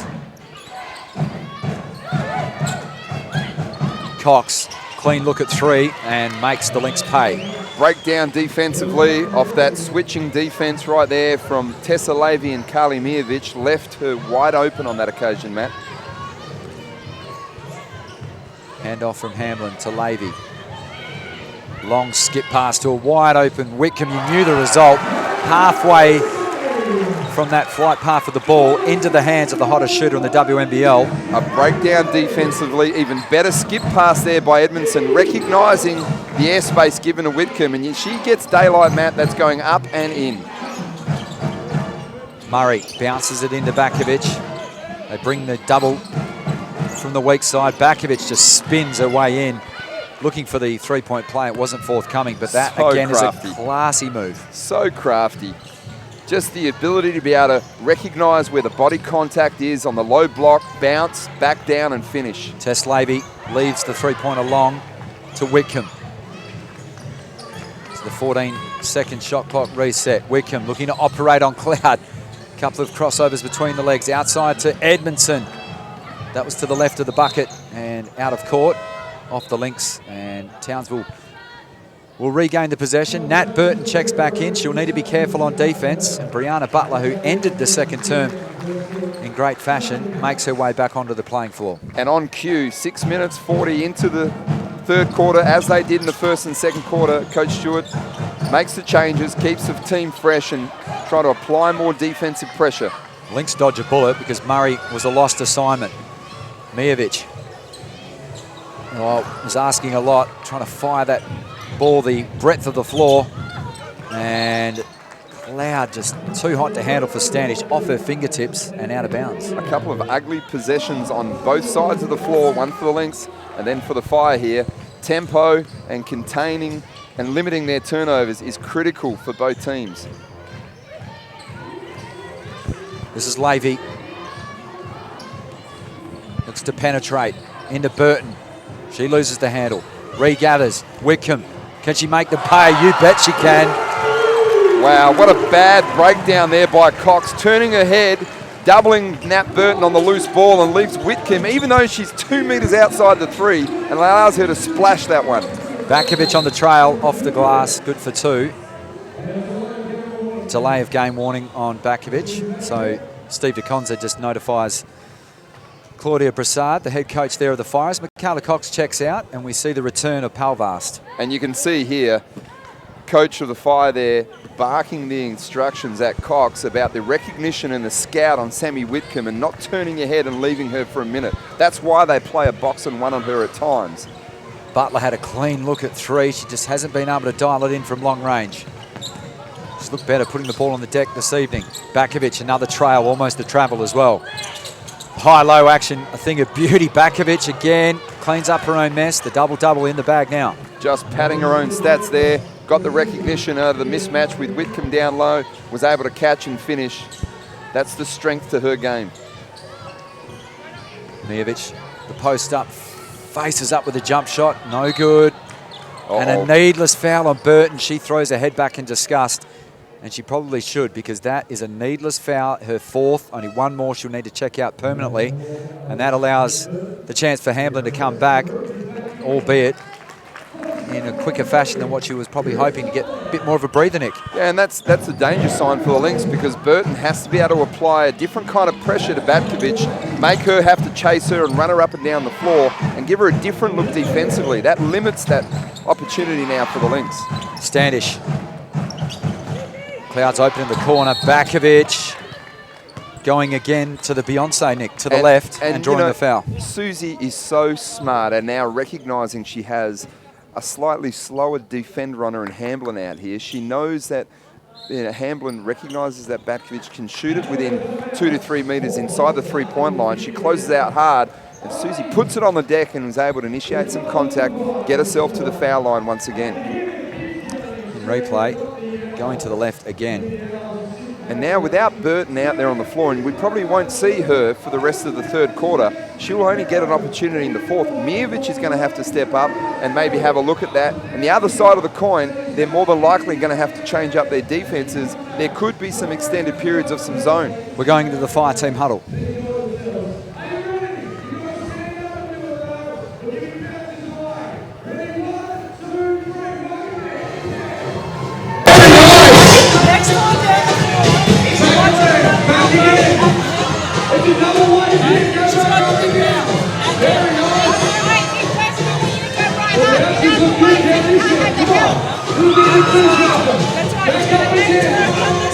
That's right. Just be careful of that double team station, right? Very nice play. The bench is coming your way. Are you ready to go? Welcome to the crowd. Make some noise. Show me good patience. Every time you've attacked the rim, we've got to the foul line. So don't start settling for jump shots. Okay? 3 stops in a row here. We got to get a stop. 1, 2, 3, fire! Well, if you weren't already awake, I'm sure you are now as we led into that timeout. We apologise for that blast of sound. It's made myself and Nick Lackovic sit up a couple of inches taller in the seat. Wow. I'd say if I wasn't awake previously, I certainly am now. My beautiful daughter has kept me up over the course of the last week, but nothing compared to that sound. Congratulations to Nick, Thank father you, for Matt. the first time. Absolutely. Susie Bakovic at the line. Her mum will be watching closely at home too. Hi, Mary, if you're there, supporting your daughter online. One Big of shout two. out. So the Fire refusing to lay down. They are the defending champions for a reason. 3 points to margin. We're inside the halfway point of this third term. Lavey guarded by Cloud up at the top. 13 to shoot now for the Lynx. This is Butler. Hasn't hit a perimeter jump shot as yet. To Hamblin. Guarded by Bakovic. Travelled again. And I think by my count, that's 4 travelling violations on roof this evening. Having a little difficulty in facing up Batkovic and getting creative off a face-up game. Her strength is really backing opponents down. She's going to have to regain some composure on the offensive end here. Bakovic will look to operate off the bounce. Little left-hand runner. Cannon off the window. But you see what Batkovic does. She threw that shot-up attempt and chased down the offensive rebound. And that's something that she's very, very good at. And every time that shot goes up, they're going to have to throw a body on her. And right on cue, gets up into the passing lane and comes up with a steal. Oh, Sammy almost picked that pass off. Murray to the trail there of Standish, off the window on the right-hand side of the cup. Good for another 2. Without a doubt, an emphasis has been in this third quarter about attacking the paint and the rim for the Fire. Every time they've done that, something positive has happened. Either a basket or a foul shot. Bakovic almost came up with another steal. Here's Lavey, 8 to shoot. Looks to drive left to the baseline. They turn it over again. Let's credit the Fire defense. They can run out the other way. A 3-on-1 coming the other way. Fantastic pass to Pelvas. And that was from Mia Murray. An excellent look. Just sliced open the Perth Lynx pass. That was surgical-like. And it all created off that early advancement down the sideline, which was able to stretch out the defense of the Lynx and find the wide-open slashing Fire player for a layup. Love the work there of Sammy Whitcomb. Hustle on the offensive boards, keeping that ball alive. It's come off a Fire hand. Now Hamblin checks out. Keisha Lee, who's returning from illness. She missed that long road trip to Townsville and Canberra last week, is back onto the floor. They only took 8 bodies with them on that road trip. Halvast being a nuisance to Sammy Whitcomb. Will operate off the Mijovic on ball. 3 to shoot now on the clock. 2, 1. Whitcomb's got to pull off something special. And special is her middle name. That is why we call this the House of Highlights. No one is better at being able to create a shot, especially in these situations with the shot clock winding down, and help her team out. She has incredible performance. No rival in the WNBL when it comes to that kind of freak athleticism and skill. Murray went for the pump fake, elected to go on the second attempt. Off hands, can Lee get there? Scramble on the floor, well done Palvast. Came up with the scraps for Standish to throw it at the statisticians. They'll be eager to put that on the turnover as it whistled past their ears. And chance for a breather. It's fast and frenetic at the moment, Nick. It's up and down, turnovers galore. Interesting situation here with a smaller Lynx lineup to see who's going to guard Batkovic for the Lynx down the other end. But on the other side of the equation, how are they going to contain now what is a 4-guard rotation out there on the floor for the Lynx? Single figures on the shot clock. Lavey. Only 5 to shoot now. She gets into the paint, draws the foul, and will go to the line to shoot 2. That is the first team foul of the term, 8 minutes or thereabouts into the third term. And I think that's the reason why Coach Stewart has gone with his 4-guard lineup, applying pressure just like the Fire have to the Lynx, attacking the paint. You can see Lavey getting past the switch in the mismatch with Batkovic guarding her on the perimeter. WNBL champion back in 2014. Rattlesnakes, the first one home. She won that with Bendigo. her idol, the great one, number 33 of the Celtics, Larry Bird. From French Lick, Indiana, much similar to Tessa's hometown of Swan Hill in Victoria, albeit on the other side of the globe. 4 points now, the buffer for the Lynx. Lackovic. The crowd's starting to come alive now. Here comes Murray, out to Palvast. 3 on the way is good. Wow, she's been impactful in the limited minutes on the floor. A transition layup, and that one, a catch and shoot 3, gets them within 1 point, Matt. And the second team foul will be called on the Fire. Palvast registering that. It's only her first of this evening's game. Sammy Whitcomb back onto the floor. Ruth Hamblin returns. And Brianna Butler and Carly Miovic make way for the home team. Now their rotations for the interior for the Lynx are only down to 2. Miovic and Hamblin having to rotate through the 5 spot right there and staying with this smaller lineup. Townsville ring in a change. Standish getting some oxygen in before we turn for home. 1:41 seconds away. Whitcomb, another 3. She's been red hot this term, and it just keeps on keeping on for Sammy Whitcomb. Freakish ability from beyond the 3-point line again makes the Fire pay. I mean, she's just impossible to stop. It's about trying to limit her as much as possible. And whilst you think that's the kind of shot you want her to take, that's her bread and butter. She's got 12 points in this term, Nick, and claims the defensive rebound. Rose up to the penthouse and claimed it. Crowd wanting to pull the trigger and rather ambitiously tries to throw the bounce pass to Lee, but they weren't on the same page. As we see that catch and shoot, it's unrivaled what she does. Here comes Cox now for the Fire to Garvin. Palvast almost lost the handle, and the foul on the weak side will either be Hamblin or Lee. And we await on Steve DeConza, indicating that it is on the number 44, Ruth Hamblin. On that occasion, Whitcomb gambled for a steal, got caught out of position. Hamblin came across on the weak side help, and much to your disgust, it looked like it was a pretty clean contest. You can't play Switzerland on, you can't be neutral. No, I agree. As I've just mentioned, I thought it was a pretty clean contest, and in the context of the way this game's been played, you know, it could have been left as a no call. So Palvast attended Monmouth, the Hawks in New Jersey. Also played for the Tall Ferns back in 2015, goes 1 of 2. So 3 points the margin. 50 seconds to play in the third term. Although it's been scrappy, it's been a highly entertaining game. Here comes Edmondson, looking to use her athleticism. Out to Miovic. Surely that's going to drop. She was wide open for downtown. The presence of mind of Tony Edmondson, being able to rip through, get 2 players into the paint, turn back and find a kickback pass to Miovic. Once those feet are set and those shoulders are squared, that's cash money. And a technical foul called on Claudia Brassard.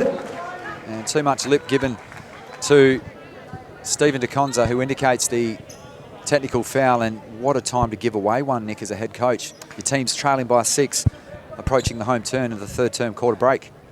They're in this game too. You know, that could be a big turning point for the Fire there from a negative point of view. If they're able to convert here on the free throw and now the possession from the sideline after hitting that 3 from Miovic, this effectively could turn into what could be a 7-point play, worst case scenario, 5-point play, 6-point play. Sammy Whitcomb, 13 points in the term. It's been the spark, and the Lynx have not missed from the perimeter. Well, they missed a few, but it doesn't seem as though they have. 8-second differential. Miovic goes with a step back of her own. Oh, it was only just short too. Scrap under the basket. Heavy tumble from Lee and Lackovic, who looks over her shoulder. She was not happy with the treatment dealt out by Lee. And the personal foul will be going on Keisha Lee of the Perth Lynx. So she registers her first personal foul, but a crucial one in the fact that it puts the Townsville Fire, Nick Lackovic, on the line with that 5th team foul. Yeah, it does, unfortunately, for the Lynx. One of the areas of concern so far in the third quarter has been their inability to be able to defend without fouling. And when you put yourself in that position to give up a little cheap foul, it's going to send the most critical player for the Fire to the foul line, and then enables them to set up their defense. You'll look for a bit of containment here, maybe slow the ball down for the Lynx and force them into a tough shot to end the third quarter. dual silver medalist and 1 bronze in her decorated career. She also spent time at the Seattle Storm with Lauren Jackson. 2 of 2, and they needed those. Back to 5 points. 1 possession remains in this third term. Wickham's going to dial her own number, surely, Nick. You'd think so right here in this situation. She's feeling good. She's been hot in this third quarter. And just as we say that, she's a little too unselfish. She should have got in there and finished, because that's what she's great at. 2 apologies I need to make. 1 to Nat Burton on the first foul miss of the evening, and now to Sammy Wickham bouncing the ball out of court. The curse of the commentator strikes again. 59 to 54. Now, Townsville, can they get momentum? Cox, can she deliver? Short. Tip-in was just short from Lackovic. Very lucky on that occasion. We turn for home in this round 9 clash here at the Bendat Basketball Centre. You're live on Perth Lynx TV. 59 to 54. It's been an arm wrestle throughout this evening's ball game. The third term, is fair to say, was owned by one Sammy Wickham. She was impressive, and you just can't keep her down for too long in this game. You might be able to keep her quiet for a quarter, maybe even 2, but her ability to be able to create shots for herself and for her teammates is a strength. Big ask for the Lynx. Can they hold on to the fourth term? Let's hear the thoughts of the head coach, Andy Stewart. Go to Tony. Okay. Get through the double. Set them lower. If we can be in the keyway more. Yeah, thank you. Okay. Then when you flash, you got to get outside. All right, because they got us a couple of threes. All right. Are we in tails or stay tails? Oh, sorry, there. Stay tails. You're going up and you're going out. Okay. Yep. All right. And then look at the penetration. But see the pass when they came, stop, turn, kick. All right. Yep. Don't dive. Let's go to mid post. You're on your own going in. Got it? Okay. And when you're in the corner, this is for later reference. Don't call for that from Lady. They just sent Cloud straight down there to steal the ball. You know? When you screamed for the ball down there, it sent Cloud straight into the lane. Okay, got it? Everybody got what we're running? Hey, we got to fight. Stay in front of them when they drive to the hoop. Huh? Just stay in front. You don't have to block the shot. You just have to stay in front. Let's go. 1, 2, 3! Stage is set. The fourth term about to get underway. Nick, your take on that final address there before the start of the fourth term from Andy Stewart. Well, no surprises from Stewart, just emphasising the fact that they're going to be in a fight here, and they have been for 3 quarters, and they've been able to keep themselves just marginally in front of this game, and it's going to come down to effort, will and energy, particularly on the glass for the Lynx. If they can stay out of foul trouble, Burton's on 4 and she's starting early in this fourth quarter, and make everything a contested shot for the Fire, he feels pretty confident they can come away with a win here at the Bendat Centre. Nick, the Lynx go 5 of 10 from the land of plenty in that term. They were bone dry through the first 2 terms, finally finding a bit of a spark from beyond the long line. And that's the luxury of having one Sammy Special Whitcomb in your team. I like the blonde mum. That was coined by Mark Cometti, our sideline reporter, earlier in the season. So the reset here as we start the fourth term, just 5 points the margin. It's been a grind for both teams. Murray finds Cox, who flashes high. Looks for the on-ball screen from Standish, uses that to Cloud. Back out to Michaela Cox. 7 to shoot now for the visitors. Out to Standish. That high-low action seems to have been on point throughout the contest. What great recognition from Standish, flashing to the high post, to the elbow there and delivering that pass to Batkovic down low. There's probably no one better in the WNBL than Batkovic in that action. 1 possession ball game. Can it be 2? Yes, it is. Carly Mijovic continues the rich vein of form from beyond the perimeter for the Lynx. That's their 6th three-pointer of the half. And Batkovic caught there, slow on the closeout of Mijovic. Generally results in 3 points when she's open. So the Lynx asking the questions. Can Townsville answer?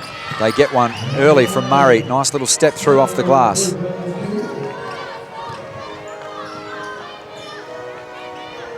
Edmondson, one out with Standish. They swing it around now to the Australian Opal in Levy.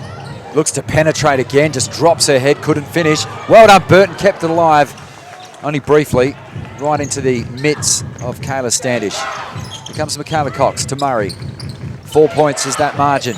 Jab step from Standish, rattles home the three, dagger three. Yeah, and that's the danger of what she can do. She's a stretch floor with an excellent jump shot. You've got to carry a hand and make her drive into traffic at all times. Edmondson out to Mijovic. Murray's ended up on her backside. Can Mijovic make her pay? No, it was long. Here comes Cox. It's only 1 point the margin. The Fire can take the lead. Standish. One-on-one now with Mijovic. This for the lead. Short. Wickham rebounds. Here come the Lynx. Just blows past Murray. Had to try and corral her by placing two hands on Sammy Wickham. And you could see the possession before, just down here for the Fire. That now Standish hit that first jumper. She gets a little excited on the next touch coming down. She's a face-up player, Matt. She's not going to look to try to beat you down low with power moves on the low block. She's going to face you up, jab step, try to create that separation off the bounce and shoot it. What we call in the basketball game, Nick, as the heat check. Here comes Levy. Pull up Jay. Good. And I love the aggressive nature there of getting into the paint and thinking finish and score there on that occasion from Levy. Just 7 points this evening for Levy, but two important ones there. Restores the 3-point lead. Palvast, she was inspirational in that third term. Mijovic looks to front Standish. They have to throw that long skip pass out to Cloud. Three, caught the back of the rim and a piece of the glass, and it'll be a Fire ball. And that's the danger you have when you front the low post. They get inside position on a rebound. On that occasion, the Lynx weren't able to come up with a loose rebound. So 14 to shoot, 3 points the margin. Great on-ball deed. Levy could have almost picked that off with the back of her head. Here comes Standish. Goes to the fall away. That's a tough basket over the outstretched hand of Mijovic, falling away. And she loves shooting that Dirk-type fadeaway off the 1 foot leaners. Going back over her right shoulder is her bread and butter. She has that talent, Matt, and on that occasion, she delivered. Mijovic, can she respond? Yes, she does. Splashes from downtown. Hasn't it just lifted a notch or two right now? Two quality teams delivering in the fourth quarter. It's like a heavyweight bout at the moment. Who's going to land that killer blow? That won't help the Fire's cause. A needless turnover as Ruth Hamblin comes back in and Nat Burton makes way. Just reminding you, Nat Burton on 4 personal fouls. However, Ruth Hamblin also on 4 personal fouls as well. The foul situation for the Fire, just a couple of players there on 3 personal fouls. That is Cloud and also Bakovic. She has 3, and Michaela Cox 3 as well. Timeout. Let's head over to the head coach, Claudia Brassard of the Townsville Fire. Let's switch out the lineup. Got that? All right. Just show some poise here and take care of the ball, okay? Next time on weak, we want to run weak. Kayla's on that weak side, okay? Don't just make it up. You're going to come. Kayla, they just cheating. Okay? You stay high, nice and high. Just lob it over the top to Kayla. Okay, I want you guys to make sure that this is Wickham. Try to have Wickham on this side. So she's defending Nick, so put Nick in the point and come through so that Wickham's here not cheating. I'm passing. Yes.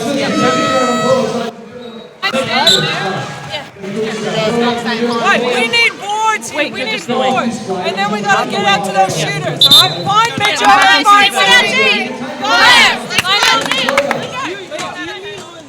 Claudia Brassard, the head coach of the Townsville Fire, a former Olympian for Canada. Nick, your thoughts?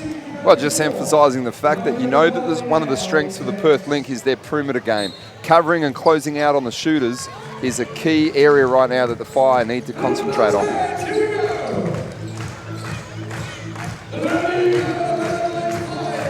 Can the Lynx put this game to bed? Levy to get them on their way. Short. Got her own miss in the end. An offensive board. 9 to shoot now for the Lynx.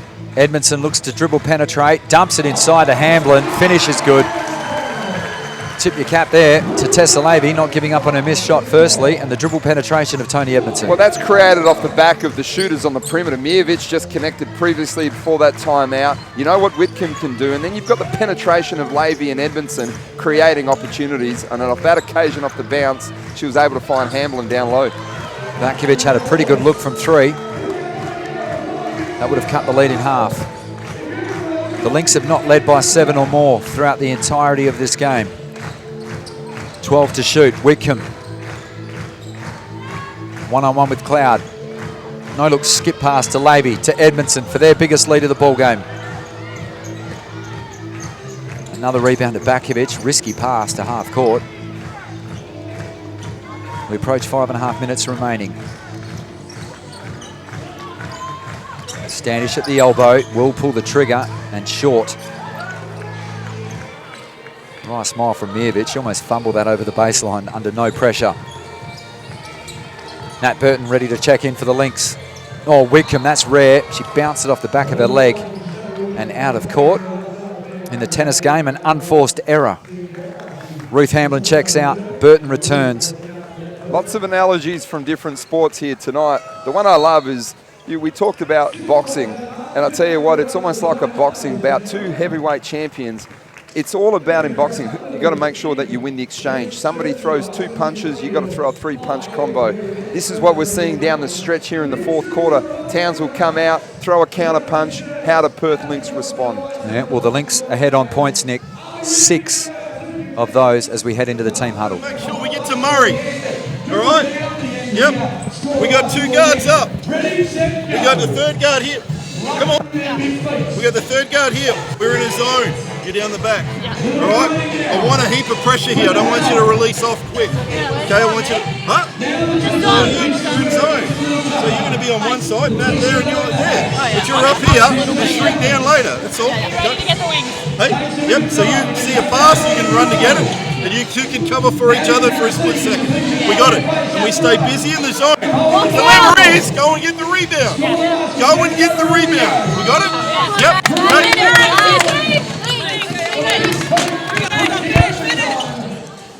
Andy Stewart keeping it simple.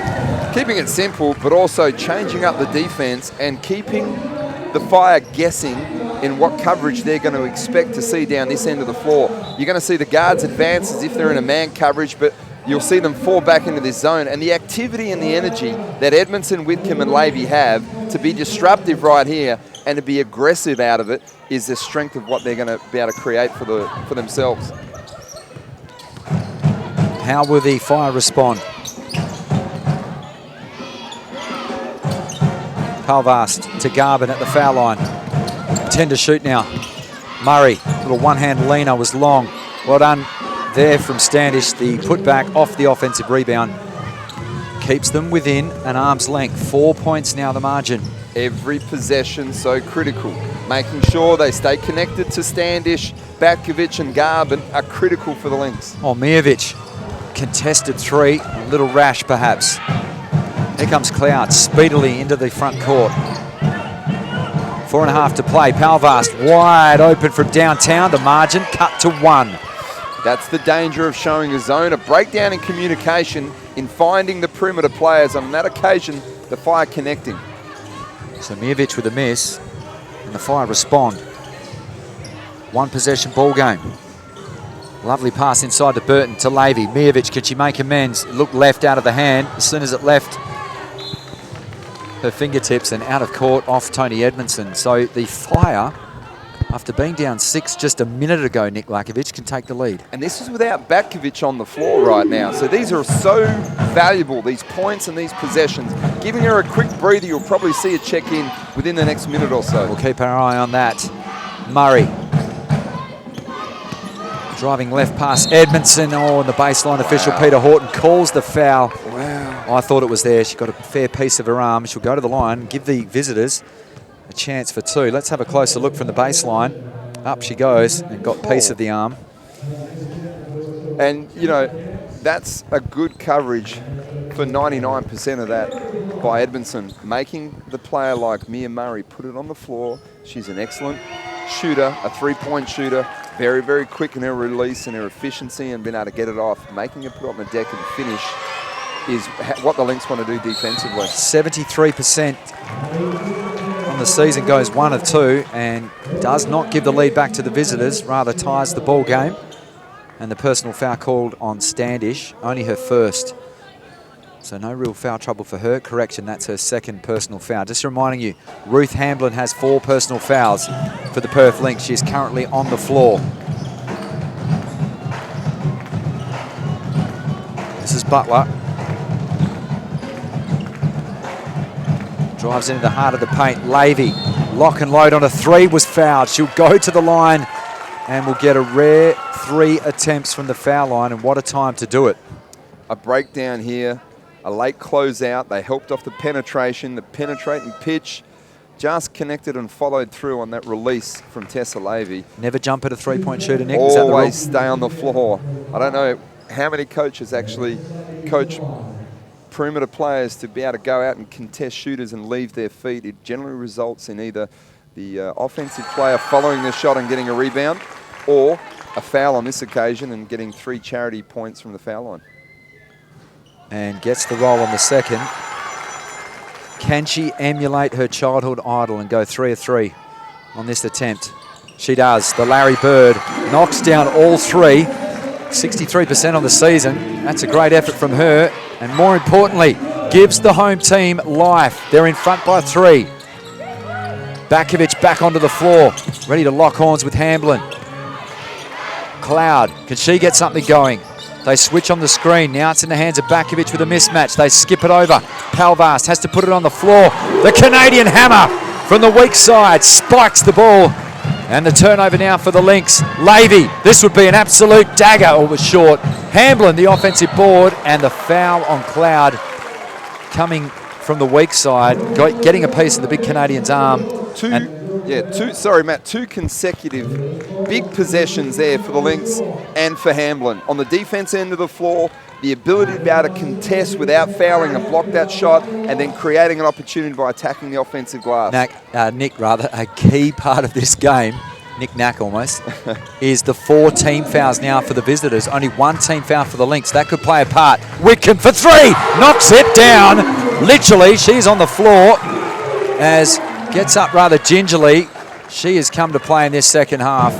6 points the margin. That is equal to their biggest lead of the game. Whitcomb looks a bit proppy off the ball. Keep a close eye on her. Murray back out to Palvast. They swing it around to Cloud. 9 to shoot for Townsville. Into the paint. Finds a wide open Palvast. Didn't like the look of the 3. Cloud puts it on the floor off the window. Good patience, great penetration, excellent relocation there, and being able to finish for Cloud. She's done a great job down the stretch for the Fire here. Here comes Whitcomb. And has the job on Whitcomb. Just dials it up from downtown. It was short. Back to 4 points. Here comes Townsville. Cloud looks to push and assert the ascendancy here. Here comes Murray. Looks to cross over Butler. Spins into the lane. Forces the pass to Lackovic. Fouled. She's got 2. And a chance to cut that margin in half. It currently stands at 4. A little bit of a breakdown defensively here. Not being able to contain, as we see on the previous possession here by Whitcomb. She came off a pin-down screen, was able to square the shoulders and get an easy release 3-point jump shot off. That generally always results in nothing but money for the Lynx and for Sammy Whitcomb. That's why she leads the league in 3-point makes. Lackovic, big foul shot in the context of the game. Shows her class yet again. 25 points on the game. Leads all scorers on the floor.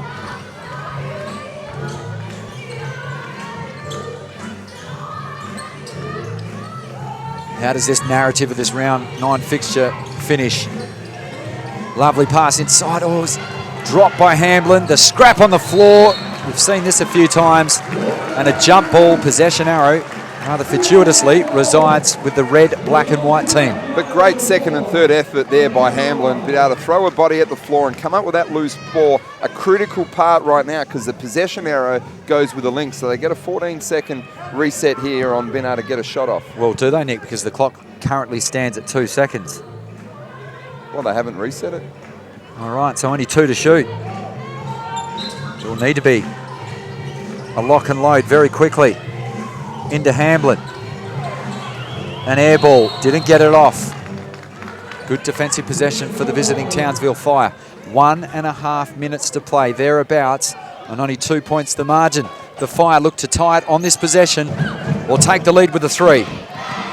Lavey, right in the grill of Cloud, over to Standish. Gives it over to Murray now.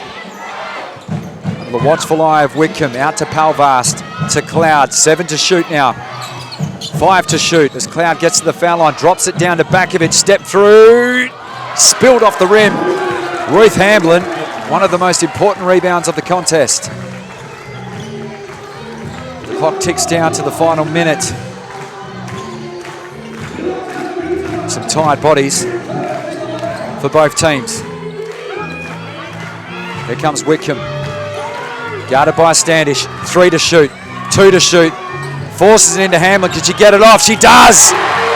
Just in the nick of time. Just in the nick of time. Timeout is the call on the floor. What a pass from Wickham. And what a fourth quarter there by Ruth Hamlin. Playing under, but still competing on the defensive end of the floor and putting ourselves in positions to be able to finish offensively. Critical possessions down the stretch for the Lynx, and Hamblin has delivered. That pass was on a frozen rope from Wickham inside to Hamblin.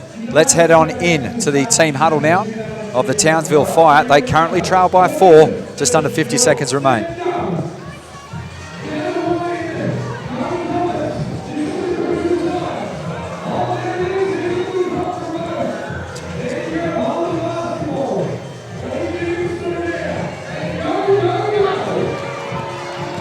Now, because of league rules, Nick, we can't actually go into the team huddle. No, that's right, but if we're good at lip syncing and lip reading right here, I can try to diagram or figure out what they're diagramming here in their offense. Look, their bread and butter has been the high-low action and getting back to bits and touches. I wouldn't be surprised if they're trying to get something like that for her at the rim and create. There's still plenty of time. It's only really a two-possession game here. They want to get one good look down here on the offensive end for the Fire and have one good possession of defense to be able to give them that third possession in an opportunity to go ahead for the Fire. For the Lynx, Matt, it comes down to one stop and one possession on offense. We've got one of the best in the WNBL. Our sideline reporter, Mark Cometti, was eagerly listening into that timeout. Mark? Yes, boys. Coach Prasad was just saying that not necessarily look for the 3 in this initial possession. Obviously, if a quick 2 presents itself, go with that, and then possibly a 3 next possession. But obviously, get a quick one if you can, this one, and then D up. Thoughts of Mark Cometti. Thanks for your input, Mark. Let's see how they go. Cloud. Dribble penetrates to Murray for 3. Short. Big rebound, and it's claimed by Hamblin. So Mijovic outside to Wickham. Gets it over the timeline within the allotted 8 seconds. 12 seconds the difference between game and shot clock. Fans on their feet. Down to 6 to shoot now for Sammy. You'd imagine any basket would be the dagger, and Wickham looks to have taken one in the eye there, and she jumps straight back up. One tough hombre. And she will get 2 clutch foul shot attempts. And that's the ability of what Sammy Wickham has, the presence of mind to be able to control the tempo, have the ball in her hands. She's a closer, and having her step to the foul line just builds and breeds confidence in this Lynx team. 25 points, tied for the lead with Lackovic. That one rims out. 5 points the margin, 13 seconds remain. The Fire have got to get a shot up quickly. No foul called. Cloud was caught in the face as well, and the Lynx should dribble it out. And Murray lays the foul with just 2.8 seconds remaining. Cloud looks to be okay, remonstrating with the officials, and it will be a little too late. This has been a gutsy win on the home floor for the Perth Lynx, Nick. It certainly has. By no means has this been anything short of a playoff type atmosphere in the arena tonight at the Bendat Centre. I thought the Perth Lynx have been fantastic in absorbing the pressure, the interior pressure of the Fire, and then they come away with a well-deserved and well-earned victory tonight. It's going to put them in a great position for the second half of the season. And what a way to respond. They were on the ropes within the first 2 minutes, down 7-0 score, and they have responded. A timeout is being called by Townsville, and not sure why, possibly to discuss what's on the dinner menu tonight, Nick, because 7 points, it's a rare play to draw up to get you a 7-point play. Needless to say, they've elected to use the timeout. Next up on the menu for the Perth Lynx, a home game next Sunday against the Dandenong Rangers. Yeah, that should be another interesting game for the Perth Lynx to maintain this momentum, and they'll gain a lot of confidence out of tonight's hard-fought victory, which should put them in a great frame of mind, and they're going to continue to get fresher bodies back out here on the floor. This has been a big game for the Perth Lynx tonight. Sammy Whitcomb's second half, something special. Well, that's what we've come to expect from, as you mentioned, Sammy Special Whitcomb. You know, she has so many different strengths to her game, and just the presence and the ability down the stretch to be able to close games out, hit critical shots at critical times. First court action for young Talia Fijo. Originally from Cairns, just finished her school over in Adelaide. In fact, was a starting point guard in the Premier League over there for the West Adelaide Bearcats. She gets her first action, mainly used as a training on player, and she's here, and that'll be it. Standish cannot add to the scoreline. The Perth Lynx, a gutsy home win over the defending champions. The Lynx now move to 8-4 on the 2016-17 season. The Townsville Fire slipped to 5-7 and are in real danger of missing, potentially, playoff action in 2016-17. Shortly, some interviews with coaches and players. Nick Lackovic and Mark Cometti heading on out at the moment before we start our post-game wrap. Sammy Whitcomb knocking the ball down from downtown, ending up with 25 points, tied with Susie Bakovic, 25 points also. The head coach of the Lynx, Andy Stewart's with Nick Lackovic. Nick? Thanks, Matt. Coach, a hard-fought win tonight. They had your number early on in this context. What were the instructions and what changes did you make early in this game to forge ahead? Well, part of it was to get a few more on balls going so that we could get more play into Ruth, because they certainly weren't playing that very well at all. But the other thing was just a fight, you know, and I think we're getting to that stage. If you look at our game, we had 3 girls get on the floor first, and we haven't had that. And when you look at it and you say, well, 3 possessions, we won by 3 possessions, and they were the 3 possessions we fought the hardest for. Talk me through Ruth Hamlin's ability down the stretch in the fourth quarter to be able to absorb and yet still be able to contest with 4 fouls in the fourth quarter, come up with critical rebounds and put herself in positions on the floor to finish down the stretch. How important was that tonight? Oh, absolutely. But it's her and Nat. You know, we rotated the 2 of them through that fourth quarter just because they were both sitting on 4, just to see if we could keep them fresh so they wouldn't get a lazy foul. And the idea was, you know, to get Ruth in for a couple of minutes, Nat in for a couple of minutes, keep that rotation, and then get Ruth to finish the game off. And credit to the Fire, the first half, they limited Sammy to only 6 field goal attempts, but she was able to release the shackles in the second half.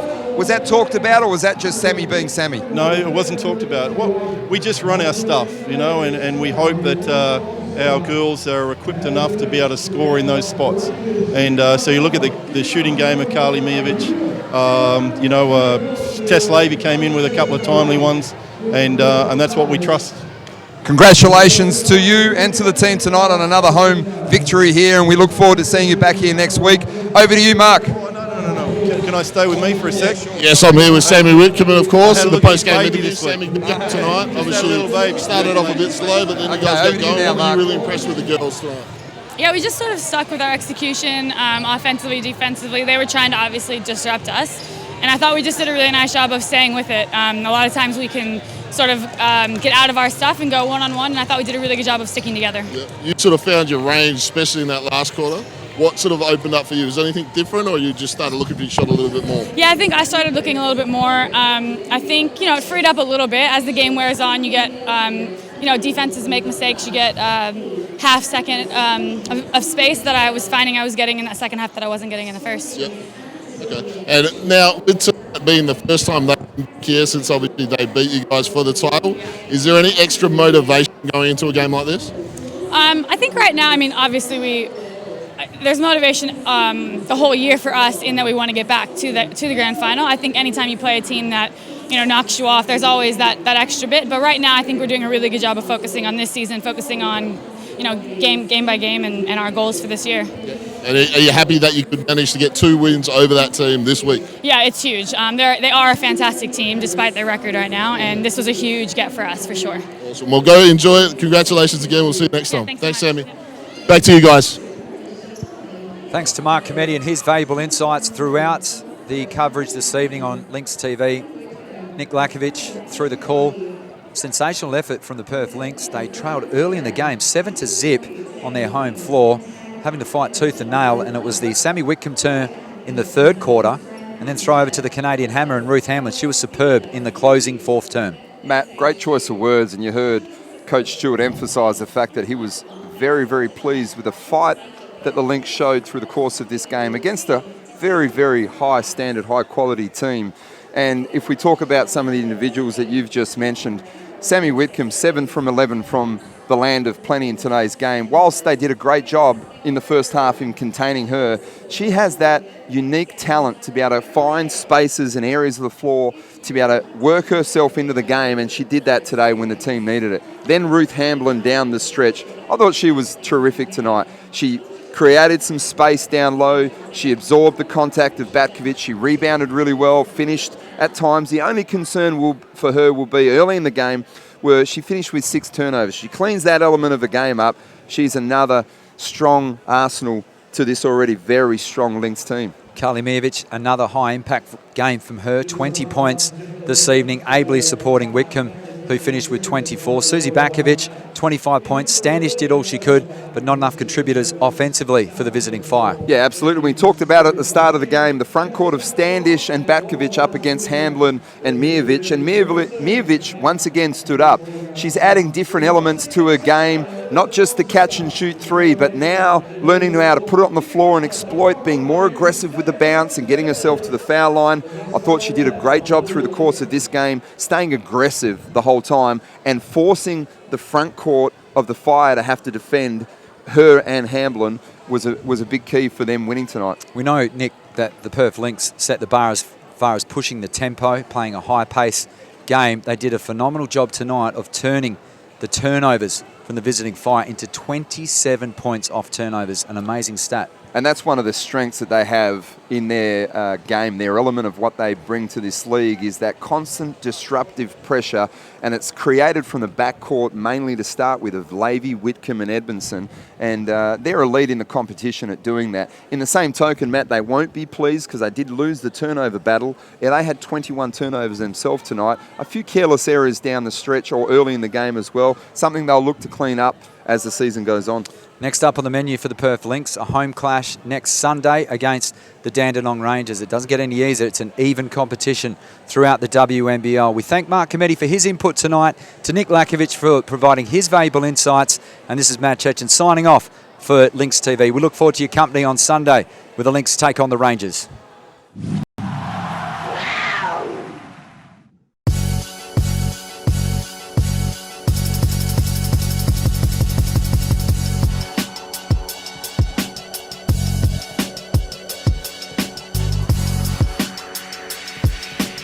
We learned a lot throughout the whole season, and now we've had 6 months to think it through, make some adjustments, and I'm pretty happy with where we're at.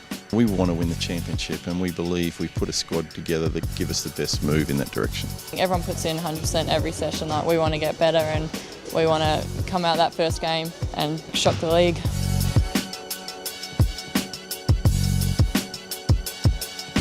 We're going to play an up-tempo